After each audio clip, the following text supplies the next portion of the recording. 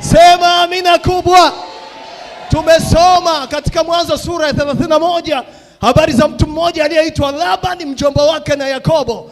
Sikiliza, Yakobo ameenda ujombani akimkimbia ndugu yake Esau.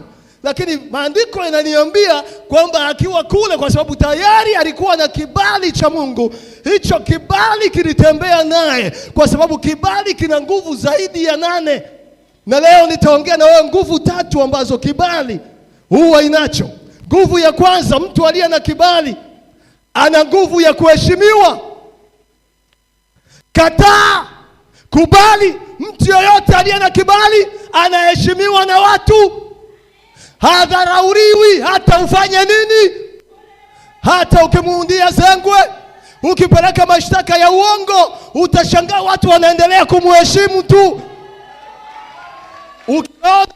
Ukiona bado unapata shida na watu wanakudharau, usihangaike nao.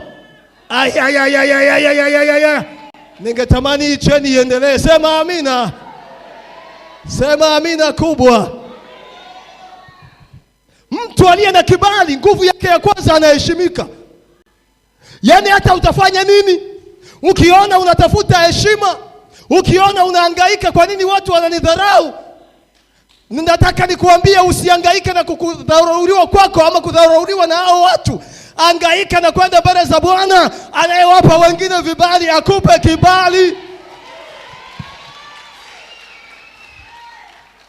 Kuna watu mnafanya mambo mengi, wengine mpaka mnatoa pesa, wengine mpaka mnatoa mali ili pengine watu wawaheshimu. Sikiliza, inakuja automatic, una haja ya kibali tu, watakuheshimu hata kama hawataki, kwa sababu nguvu ya kibali ya kwanza inakupa kuheshimiwa. Na wale wasiotaka wao na heshima watanuna, lakini mbingu zitawa prove wrong, kwa sababu wakati wananuna watashangaa idadi ya watu wanaokuheshimu inaongezeka badala ya kupungua. Soma kwa muda wako katika kitabu cha Esther sura ile ya 2, uone Mungu alivyomheshimisha Esther.